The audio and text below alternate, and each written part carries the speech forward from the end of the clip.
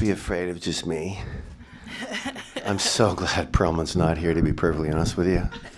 So fucking sick and tired of talking to him. I've been talking to him since 2008 when we started Sons of Anarchy, and we're attached at the hip, so fuck that guy. No, I fucking love Ronnie. Don't tell him I said that. It's recorded. Before we go, you two beautiful people to my left, I just want you to know I'm exhausted. Oh, geez. My eldest daughter got married on Friday. Oh, congratulations. Pretty exciting. Very exciting. Kyla Mackenzie Coates. And even more exciting is how much we love my new son, Ryan Jones. Beautiful boy. They've been going on for 7 years. So, you know, as some of you dads here and moms, or you have children, when they're of, marrying age, you know, and with my wife Diana, we talked a lot about it. And I said to Kyla, what do you want to do? And I said, of course, Dad will pay for everything. But Dad's not paying for a huge everything. So let's just, hi, Rosie. Rosie finally, there's Rosie. Everyone say hi to Rosie. Anyway, so we discussed what we should do, and it was well within the parameters of sanity and the party that we had and the people that were there and the time that we had. I'm still, yeah, that's it. Nice. I have a 22-year-old daughter, so I'm just waiting for that moment when she phones me from Kingston and tells me she met someone. So. Do you live in Kingston? She lives in Kingston. Do She you? moved there. No, we live in St. Catharines. Does anyone else live in Kingston? I know there's a couple of people who are from Kingston. I signed some. No? It's a beautiful Let's not be city. afraid of Kingston. Very nice city. Gorgeous. It's gorgeous there. There yes, you go. Tragically hip. And Bryan Adams? Judith Thompson, great playwright. I did a couple of plays of Judith. She's from Kingston. So, you are born and bred Canadian, Saskatoon. What was that like growing up? Well, fucking cold. But the funny thing is, when you're born, you are born, and you are wherever you are, and you are lucky to be born in certain places and unlucky to be born in other places, but you're a human being and you're born. So what I mean by that is I knew no different. It was Saskatoon. In the summertime, you couldn't wait to play outside. These kids now on their phones all the time. I don't know how they do anything really, and I love my kids. My kids are the same, but honestly, you got to play outside. You got to be outside. Anyway, but in the winter, people go, how'd you survive the cold? And I said, well, there is no option. Yeah. You either wear toques and that fucking thing up to your eyeballs, and not gloves, they're mitts, and they're big parkas and boots that you slot, or you're dead. You either dress for the weather or you die. Yep. And so it was the greatest upbringing ever that you could ever have with the friends I still have today, and my mom's still alive. Cindy, Rosie, I'm sure you know Candace, Janet, these psycho beautiful stalkers of mine. They know more about me than I do. Mom's still alive. She's 93. Wow. Joyce Coates, how about that? So that's kind of cool, and I think they're all pretty proud of me. Like when I was like. I'll never forget. I mean, I'm going to be a history teacher. I went to college, U of S, first one I went to college, and my whole lineage of beautiful family members. Anyway, so I go to college, and I'm going to be a history teacher because I loved history so much. I took an acting class for fun. And you guys know this story, and I knew that I'd meet girls for sure. Because I was such a redneck in college, in high school. Muscle car, football captain, girls, I don't know, they were scared of me. And so college was a different experience from my university. So getting there and taking an acting class and discovering acting, I went to the Edinburgh Drama Festival for my third year, and we won a Fringe First for a play called Creeps by David Freeman. Cerebral palsy. I played a guy in a wheelchair. It's in a bathroom. It won all kinds of awards around the. Anyway, we won first place. I remember coming home from that realizing I have to be an actor. Like, I have to be an actor. I'm an actor. So I remember all my buddies who have been paying for my university. I mean, Jesus Christ. They were all working, firemen, teachers, water well suppliers, and I'm in college. And they just paid for everything. Well, they haven't paid for anything since 1991. Since my career started to explode, that my boys have not paid for a fucking thing. And I'm happily here to say that they have more posters and reviews and of my movies in their rumpus rooms. Pretty proud of Coetzee. Now, I understand you also performed at Stratford. Yeah. What was that like? I love Stratford. You've heard of Stratford, right, peeps? Yeah. You know where that is. Well, then why are you here, Cindy? Wow. You guys could have gone to Rent. Instead, you're seeing Kim Coates for the umpteenth time. Well done, Cindy and Janet. Well done. Priorities, I think. Yep. Yeah, no, Stratford. Who's been to Stratford? Let's raise hands. You've been, maybe Shaw, right? Oh, yeah. So you get it. I mean, theater to me was everything, my early career. And yeah, I remember going to Toronto right from Saskatchewan. It was either going to be Toronto or Vancouver. And Susan Wright, the late, great Susan Wright, is gone now. She said, you're coming to Toronto. You're going to meet Gary Goddard. Gary was just super agent man. Smoking, fat, fucking aggressive. Huh? Relatable? Sure. And I remember walking in, and he looked at me and he said, "Okay, so you're gonna be a movie star. We're gonna get you into film and TV right now." And I went, "No, we're not. No, we're not. We're gonna do more theater." He went, I said, "What?" I said, "Yeah, more theater." And so we did. And so in 1985 and 86, I was at Stratford. I was the youngest Macbeth ever. I was 27. Wow. Tomorrow and tomorrow and tomorrow creeps in this petty pace from day to the last syllable of recorded time. And all our yesterdays have lighted fools the way to dusty death. Out, out, brief candle. Life is but a walking shadow. A poor player that struts and frets himself upon the stage and then is heard no more. It is a tale told by an idiot, full of sound and fury, signifying nothing. That's it. Wow, I haven't done that in a long time. So, basically all the New York agents saw that and went, well, you're coming to New York now. And I did, and the rest is history, right? I mean, it just exploded for Kim Coates, but it's theater. That's how I became the actor I am today, for sure. It's amazing. Cool. Now, the first place I remember seeing you in a movie was The Last Boy Scout. And that movie always brings me joy to watch, always puts me in a good mood. You were telling us a little bit downstairs about the death scene. I personally think it's the greatest death scene in a movie ever. What was it like working on the movie and working with Bruce Willis? Yeah, Bruce is a pal. We know Bruce has gone through some struggles today. He's got the life card that you don't want to get, and that's very sad because he's a beautiful, beautiful man. But back in the day, and he'd be happy that I'm talking about him now, Bruce Willis, I get the part, and it's only 2 scenes, but it's Marion Doherty who cast me, who's gone now. And, in the Oscars, when someone dies in memoriam, and Marion Doherty is like that dinosaur of a casting person, so she always knew that I was going to make it, and so she cast me in that with Tony Scott, who's now gone as well.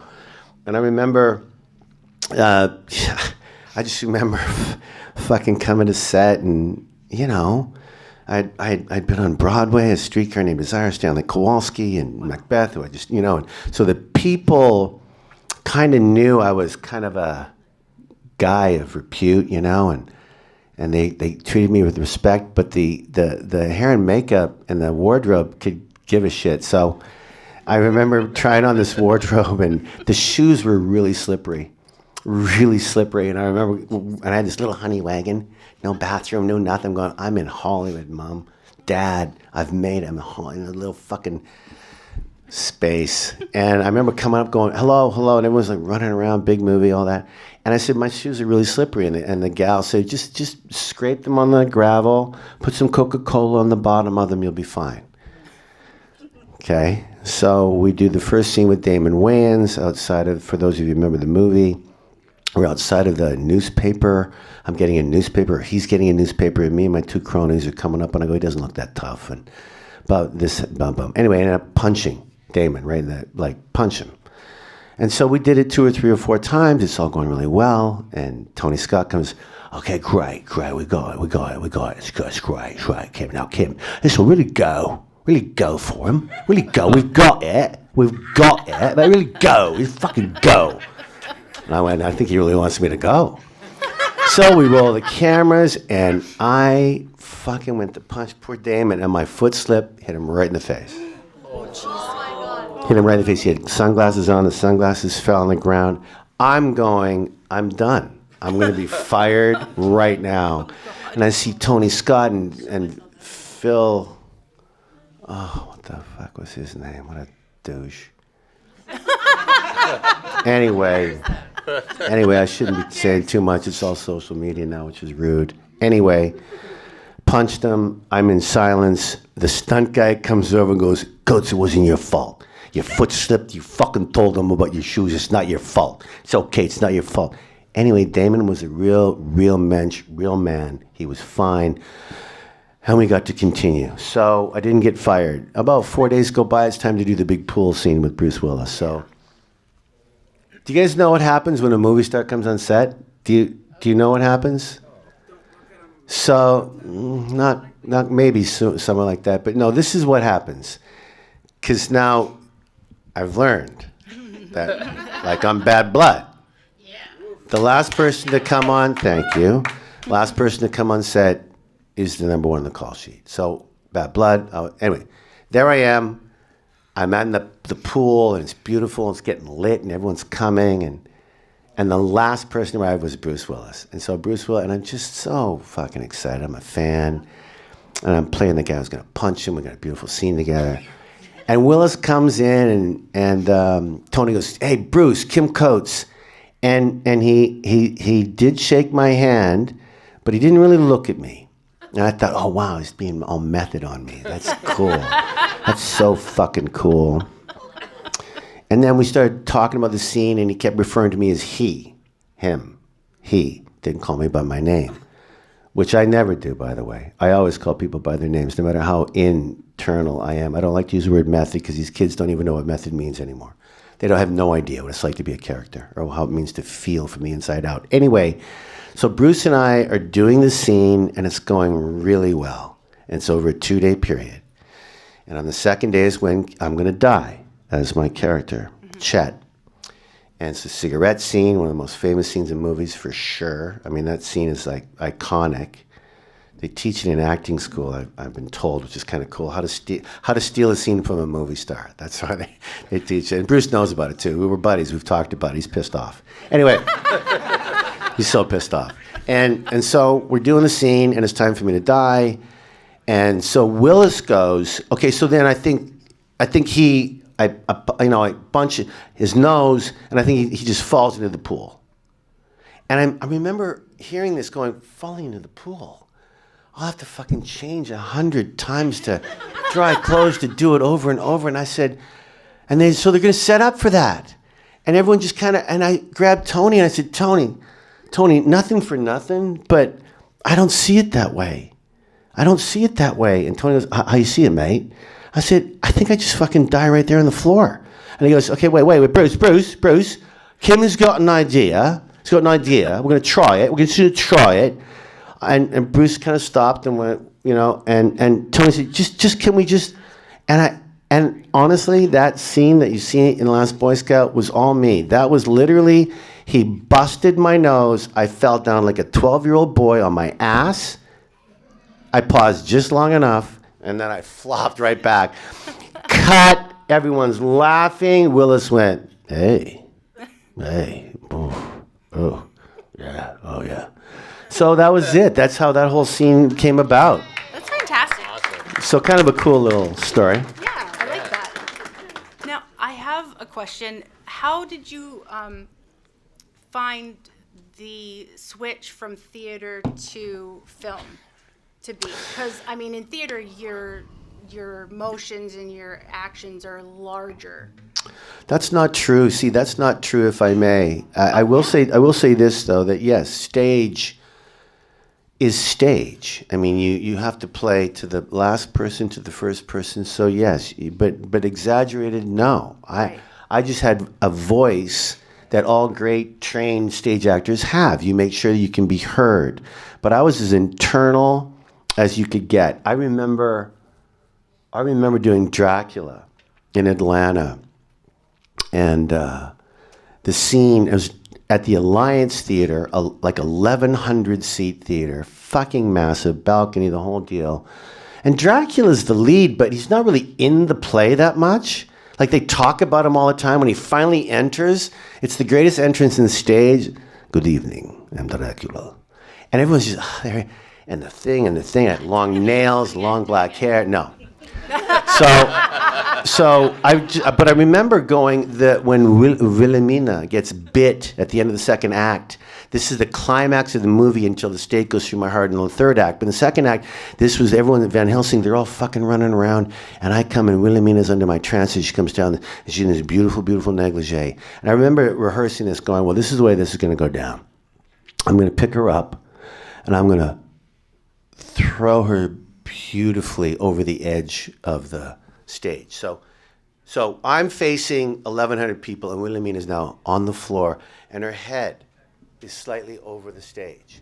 And I crawled up her like a lizard, and I lit my nose was in her those parts, and it just came all the way up, and the negligee came up. There was gasps in the audience, and I was mic'd because it was like, and now, by the bonds of blood. And it was so fucking sexy. And I had this microphone, and it was all over the theater. So my point is, you can make sure that you can be real with stage and do it with stage. And I had blood everywhere. I got 8 to 10 phone numbers a night, average, by women. It was the funniest thing ever. Oh my God. I had a dresser, and her name was Jennifer. And Jennifer would always go, we have 7 tonight. We have 6, we have 12. Those are all phone numbers. Wow. And I insisted on rehearsing at nighttime, at a coffin. Yeah, it was really a great, great time. But no, the difference, and you guys know this, I've talked enough about this, but stage is stage. It's real. There's no cut, can't do it. It's like beginning to end. And it's magical, and it scares the shit out of me. And I went back to stage a few years ago with this ginormous play. And I don't have to do theater anymore now. It's sold out. We won every Tony. We won 8 for 8 Tonys. We wiped up everything. You couldn't get tickets. It was called Jerusalem by Jez Butterworth. Sir Mark Rylance starred in it, and I had dinner with Mark, and he passed the baton to me. It was a beautiful thing. Film and television is simple. You ready? The great film actors, the great women, men actors are not acting. They're being. When Kim Coates gets the script and Kim Coates learns his lines, Kim Coates forgets his lines. No, you have to. You have to. You have to know them. But you can't say them the way they're written, or they're just going to sound like you're, right? And I might say exactly what the writer said, but I've forgotten them because I know them so well. When you see great film acting, you should, like when Cindy and I are talking, we don't know what we're going to say, but I'm listening, and I'm going to react by what great acting is listening. You have to listen. If you listen, and then you react, and you've rehearsed, and you're just in it, it's not about saying the lines, but you have to know them. So all that stuff in Bad Blood, all that stuff in Sons of Anarchy, all that stuff you guys know me from, some of it's ad-libbed, some of it's written that way, some of it was a little bit different, but it doesn't matter. If you're a great actor, you need to just be. You can't act. Like people go Waterworld. Like Waterworld's one of, people know. You guys know Waterworld, right? Yep. I was just a baby. I was 30. Costner, wow. Love him, buddy of mine. And that accent, I made it up. It's kind of Irish, kind of Welsh, kind of Irish, kind of bad, kind of amazing. But I was so fucking in it. I was so lost. I lost so much weight. I was just, we came up with, the costume designer came up with this rubbered thing over my finger so it would stop me from picking my nose. So if you have to watch that movie, I just was fucking mental. But it worked because people thought, oh my God, he's so over the top, but it's fucking brilliant. Because that's the homelessness part of that man who was mentally incapacitated but needed to survive, was strong, and wanted that tomato plant and wanted to sleep with everybody in that boat. He hadn't for decades. What a great part that was. I had so much fun. But trust me, I learned those lines and I fucking forgot them all. Not for sale, not for sale, not for sale. That's all made up. I mean, anyway. I forgot the question. Theater and TV. So that's the difference. That was a great story. Finger condom from the bar. That's the thing you're probably wearing. Those things that give you a hand open. Yeah? Oh, wow. Sorry, those random bar. No. Are you upset you're not a history teacher? Am I upset I'm not a history teacher? Regrets? I have no regrets.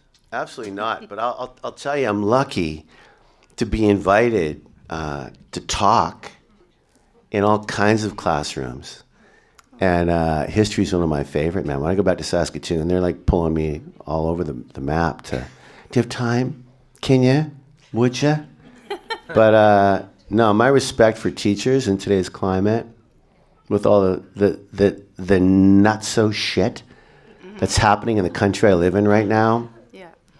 the shit in Florida, the crap that people are getting away with this incredible decisive of people, the hate, the rhetoric. You can't read Romeo and Juliet anymore. What is happening in that fucking country? Yeah. Horrifying. So I have no regrets, but that's a great question. My question is about Resident Evil Afterlife. Uh-huh. What was it like being on the set and with all the special effects and everything? How did you end up getting that role? How did I end up getting the role? How did you end up getting the role of Resident Evil? Oh, I certainly, It's such a unique role. I certainly didn't audition. I mean, you're pretty fucking lucky to invite me to the party. No, I knew that it was a futuristic, weird video game type movie when I could drive a plane without ever driving a plane, taking off from a ship and landing on a ship. You go right away, well, that's not real at all. So we're in a fantasy type world. And so I took it as an opportunity for comedy and more comedy and more comedy. And they just let me go. They just let no direction by Anderson. He just let me go. It was kind of fun. And Mila Jovovich, how beautiful is she? Oh, she's and how gorgeous. good is she? Wonderful. What a strong, smart, gorgeous woman. My God, she just ran that set. It was just a joy to be with her every day. It's one of your funniest roles, I think. Yeah, it was really, I love that movie. Thanks. And I loved you in it. It was Thanks. so great. I love the Resident Evil series anyway, so Yeah. it was awesome. Now, Sons of Anarchy. When you were cast, did you do any looking into or research into biker gangs and Clubs. the clubs? Yeah. I'm old school. She's a rookie. She's new. She's new. She doesn't lie. She doesn't lie. She's new. There's a difference. I don't know. And the hierarchy. I'm just having fun in with the you. Club. I know. Thank you. Go ahead. And did you research the hierarchy in those clubs? No, look, it's really simple. You all know the story. And if you don't, I'll tell it one more time. It's boring the pants off the people who know.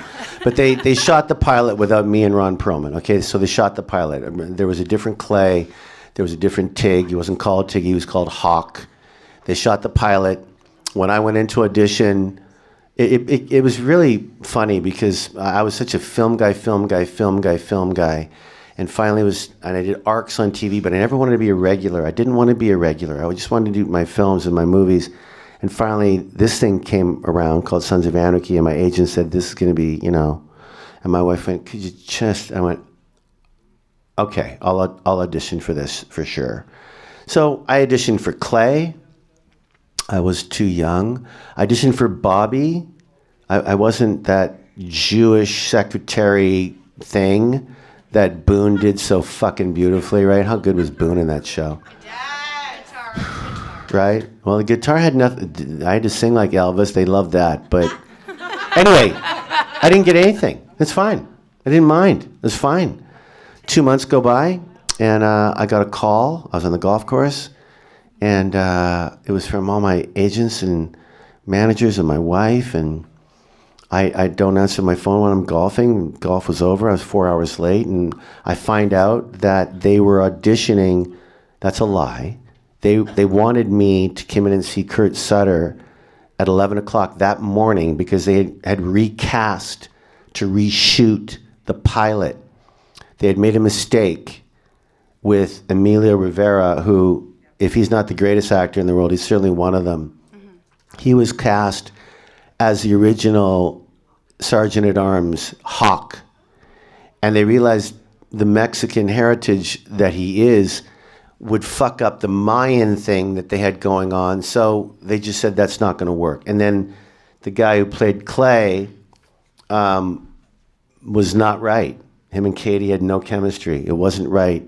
And John Landgraf, the greatest CEO, runner of a studio ever, put all the money in the middle of the table. Said, we're going to reshoot the pilot. We're going to recast Clay, Ron Perlman. We're going to recast in different name, Tig Kim Coates. So I saw Sutter that day. I was really late, and they were waiting for me, and there was like a hubbub of people. And I remember going into Kurt's office, and Sutter goes, you ride, right? You ride. I go, yeah, I fucking ride. He goes, so tomorrow, we're starting tomorrow, you have a ride. I said, Kurt, I ride. I really ride. And they started telling me about this guy, Tig. And I turned it down. I said it's not for me. It's too violent. He said, I can't really show you anything. And I said, well, you got to show me something. So he showed me something. And it was that scene where I talk about the gals that I'll fill with Tig juice and bleach, and I'll bury them. And it was funny. And yeah, there you go, Sarah. That's a Perry Sound girl right there. That's a Perry Sound. Anyway, I said, it's not for me. And Sutter goes, no. You got to play this guy, because this guy is going to be psychotic. He's going to be tough as fuck. He's going to shoot first and that question later, but he's going to be the moral compass of the club. He's going to love animals. He's going to be funny. He's going to cry. You've got to play this guy. And that was pretty powerful shit to get from him without any lines. Talk about no lines. He just said, you have to play this guy. So I remember walking out of, and I'm going to tell you too much now, but I'm going to tell you now because I can talk about this. This stuff I can't talk about. I can talk about this. So I remember sitting in the corner like a little kid in a birthday party, and no one knows them. And well, they knew me, but they weren't paying any attention to me because they had shit to do to get ready to film the next day. Anyway, I get a call from my agents, and they lowballed me. Their offer was like just really not great. So I left, and I didn't say goodbye to anybody. Didn't go back to see Kurt, nothing. And the greatest thing happened between 6 p.m. and 10 p.m. that night, and that I realized if they really wanted me, then they had to pay me. And they had to make sure that I was on the same level. Like there was Charlie, Katie, and Ron. Mm-hmm. And then there was about 4 people in level 2, and I needed to be part of that level.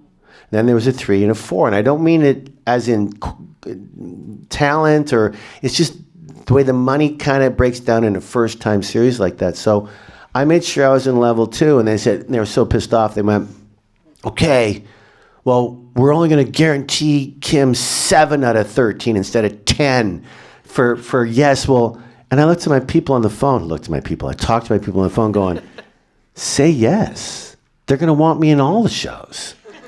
And they got me in all the fucking shows. So, yeah, man. I mean, but so no, I had no prep. I've signed a couple of photos from my mugshot from Sons. That was day one. I was clean shaven, $1.90, short hair.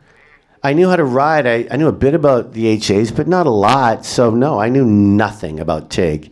And it took me about, I mean, it's so funny because Charlie, fucking Hunnam, love him so much. They were so happy to have Ron and me on that show, knowing that it gotten picked up, knowing that they're going to go with these two guys who are icons in films. Ron's a fucking movie star. And I certainly was working on being a movie star at that point, you know.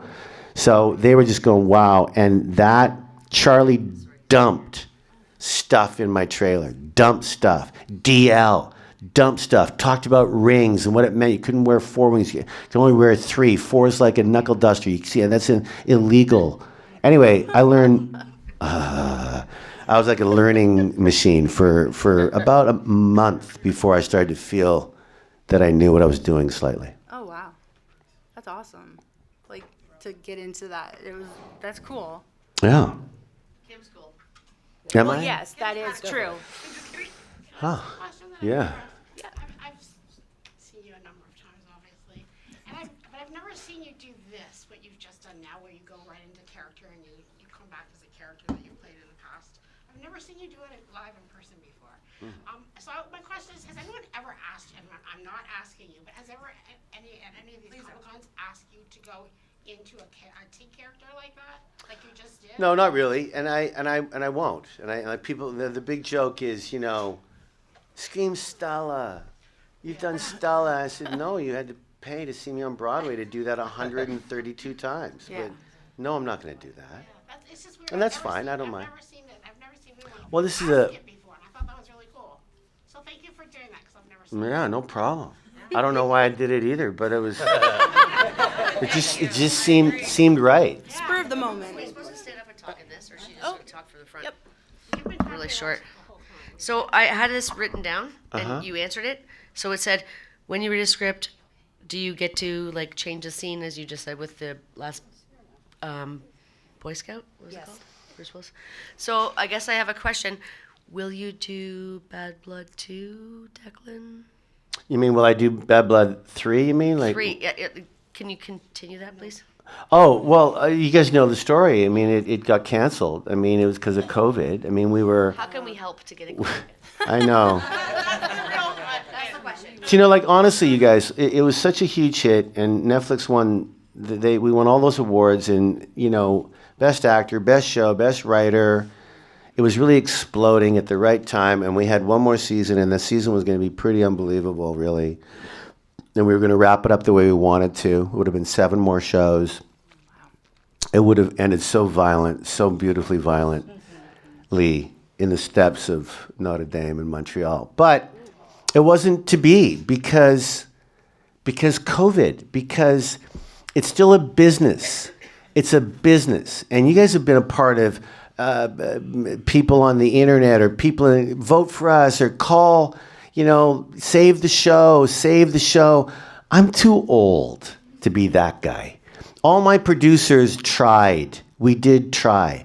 But Rogers moved on. Netflix moved on. It is what it is. Now, that said, Mark Montefiore, every time I see Mark, even though I look like I'm about 107 right now, every time I see Mark, he goes, Jesus Christ, you look fucking great.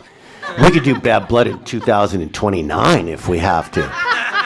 And I said, no, not only could we do it in 2029, it could be Declan 4 years later, like 5 years later. Do you know? I'll work for you. Well, you're too expensive. Sarah, you're too expensive. We have a question right here. And then, yep. I love the show because I even was able to point out like areas where you're filming in Toronto and Montreal, and I just want to say that was an amazing show. Thanks.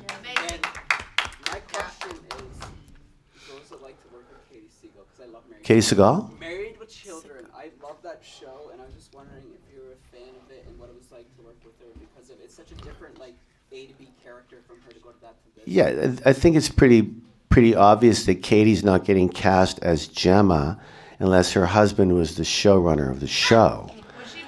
She's not ever going to get cast as Gemma, and the irony of it is no one could have done Gemma like she did Gemma.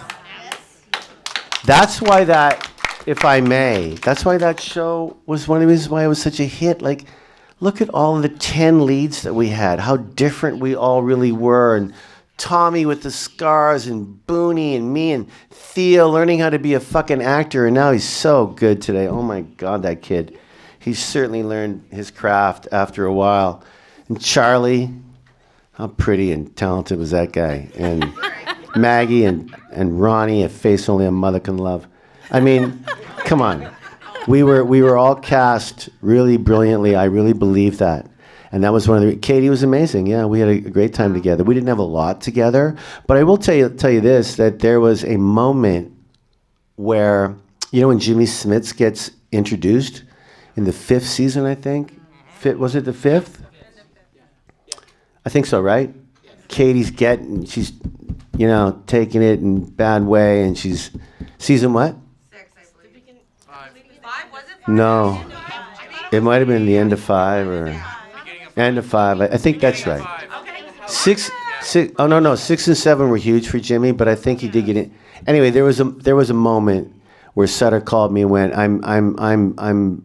It's either you're gonna, because remember me and Clay in season 4, when Clay beat Gemma up, and I ripped off my patch and I gave him my patch and said, I'm done with you. I'm done with what you're doing is so wrong. I'm done with you." That next season was going to be maybe Tig was going to side with Gemma and get together with Gemma and really get together with Gemma.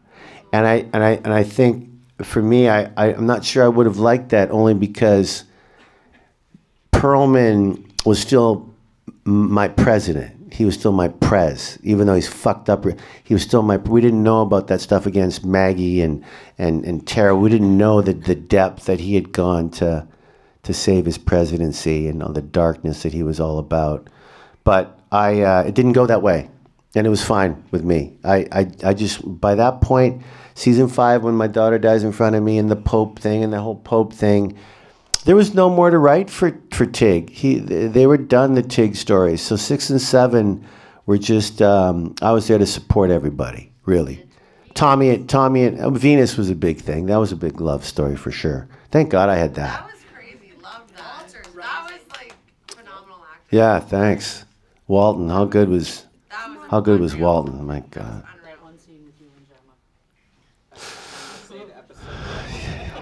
Yeah, it was a good day. It's a good day at work. Huh? The episode that I'm finished watching right now, like rewatching it, is when Tommy off Jack's best, Opie. That's who he got revenge on. So I'm at when they met the bastards at the warehouse and everything. Right. So that's where I'm. Don't remember any of it, but good for you. Okay, what do you got? Come on up. What was it like working on Goon and Goon 1 It's good. It was really good. Are you a hockey player? Yeah, I grew up playing hockey. Yeah? I don't play anymore. Don't play anymore? Well, as a Canadian boy, I'm a hockey guy through and through. So when I got offered Goon as the head coach, because as my Canadian agent said, you're way too old to be a player. So they've given you the head coach, and I said, as long as I get sweatpants and I can wear my CCM Super Tax that I've had for like 40 years, I'm in. And they said, yeah, please do. Oh, we had so much fun. It was so great. That's awesome. Thank you. Anything else? Do you have any other little question before we wrap this up? Oh, you have a question? Okay. If a movie of your life was being made today, who would you want to play 30-year-old Kim? 30-year-old? Wow. Oh, good question, Eddie. That's real good. I don't fucking know anybody, but that 30-year-old would have to have blue eyes, Yep. a bit of a fucked up, busted nose from hockey fights, curly hair, and don't be an asshole. Like, be a real fucking guy who understands that women are the best species in the world, and they are by far. And be kind and smart, and don't be afraid to fail, and sit down with me, and let's talk about what a 30-year-old Kim Coates was like. That's awesome. Because people really think they know me, or they don't ever want to get to know me, and they'll never get to know me because I've got my own life. I've got my life. But I do think that they get to see me through my work. I think they get to feel me through their work, through my work. I mean, Declan and the Drifter from Waterworld and Resident Evil, bullshit bad producer, King of Sorrow, which was one of my all-time movies that was never seen. That thing was so going to win every award at the Toronto Film Festival, and I got so scared. It's like a taxi driver. If you haven't seen it, it's on Tubi. It's called King of Sorrow. Rent it. It's going to blow your mind. It's going to blow your mind what happens in that movie. I play a cop, a dark cop, but a cop with a heart. It's unbelievable. Anyway, I don't know. We would sit down, Cindy. It's a great question, but I don't know the actors like you guys know. I don't know who these guys are. Charlie couldn't pull it off. Huh? Charlie couldn't pull it off. Charlie who? Charlie couldn't pull it off. Charlie's too old now, you know? Charlie's, I mean, I wonder if he'd like to play Kim Coates, though. Wouldn't that be funny? That was rhetorical. I'm just kidding. Anything else from you guys? No. Well, you have a question. Yeah, I recently rewatched Miami Vice, and I think that was maybe one of your first roles. It was. What do you remember about working on that show? It was pretty cool, actually. I was, in New York, and I'm on Broadway, and I get my equity card, and then I get cast in Miami Vice with Don Johnson. And it was, again, one scene, two scenes, small, but I got to join SAG. I had to hire a lawyer. My New York agent hired a lawyer to get me an O1 visa. I'm a Canadian boy. And my dad is gone now. Dad's a beautiful, beautiful soul. I ended up, at the end of doing Miami Vice, by the time I paid the lawyer, joined SAG, I made like $18.57. And my dad would go, Kim, that's the greatest $18 you've ever made. That's the greatest $18 you've ever made. Yeah. And he was right. I joined SAG. I met a lawyer. I got this O1 visa because the great thing about America back in the day is they really wanted, they weren't afraid of people coming to their country if they were such a great nurse or a great actor or a great painter. You could get because they wanted it full of talented fucking people for sure. And so I'm always grateful for America to give a Canadian boy like me an opportunity to really work in that country. That's awesome. And pay my taxes happily. And how lucky was I? But you guys all know how much I love, this is my country, right? And so I come home all the time to work here all the time. Awesome. Well, thank you so Anything much. else? Did you want one more? Have any questions or? I have only seen you on movies, things like that. Uh-huh. I don't know much about you, Uh-huh. but as of this, I'm sold. Oh. Thanks.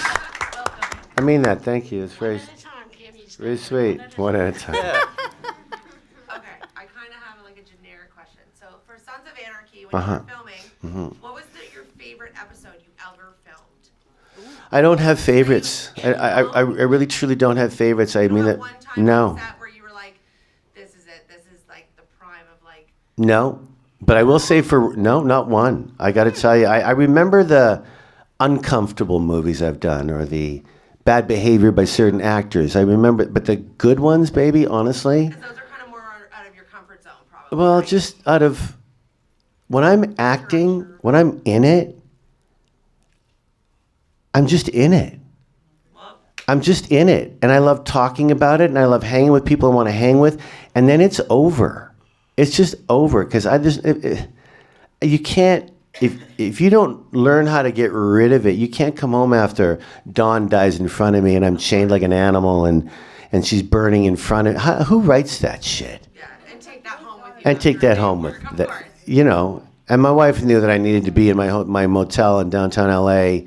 I was in the really grubby part of downtown LA. It was beautiful. I had a bodyguard. I was fine. Most memorable moment while filming. One of the most memorable? I don't know. I mean, there's so many. Yeah. I love the mushrooms moment. You know that mushrooms moment? And the reason why I love the mushrooms moment is not even really what I did, but I remember Ron and Opie were done for the day, and they wanted to stick around to see what I was going to do. Like, they just wanted to stick around to see what Coates was going to do. Was it Half Sack there too? Half Sack was there too. And all those little dolls in front of me, and I'm whacked out on acid and making fish noises and stuff. And I don't know what I was doing. I didn't plan any of it. I'll take that. And I was not high on mushrooms. I can't tell you what I was doing, but I wasn't high on mushrooms. Okay, we got to go. What's last one? What's going on? I was just wondering, have you ever been at home watching a movie and you see your name in the credits and you're like, I was in that movie? No. You never forgot it? I don't have Alzheimer's. Not yet. No, I Do you have a favorite Reaper Reviews episode? no. Okay. You guys know that Thea Rossi and I, Candace, was saying the whole Reaper review, and we'll end it on this. I mean, look, Sons of Anarchy. I never watched the show. When I was doing the show, I always saw every first show, every last show, and a few sprinkled in the middle. Because honestly, you guys, like, to tell you the honest truth, as an actor, as a lead actor on that show, I knew it was a big hit, and I was so proud to be in it and grateful, and they're lucky to have me, and I was lucky to be in all that. But the editing and stuff, and what they kept and what they didn't keep, not many of us watched the show when we were doing it. But to be asked by Theo fucking Rossi to do that goddamn podcast, and I actually said I would because it was COVID and the world's changing, I saw every show. I watched every show, and I made all these notes. And you know what? It was a good show. I was so pleasantly surprised at the level of love that you all had for that crazy show. What a show that was. My goodness gracious. Okay, we're done? We're good? Thank you Everyone so feels much. good?